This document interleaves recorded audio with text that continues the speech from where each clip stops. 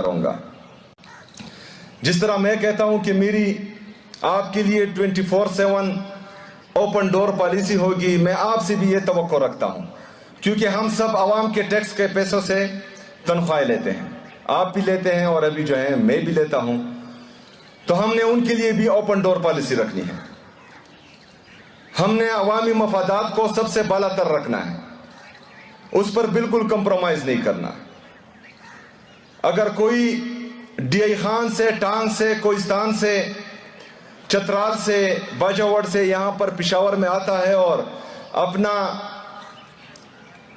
دکھ درد آپ لوگوں کو سنانے آتا ہے اور آپ آفس میں نہیں ہوتے یا آپ کے آفیسز بند ہوتی ہیں، تو آپ ذرا سوچیں کہ اس بیچارے پر کیا گزری ہوگی.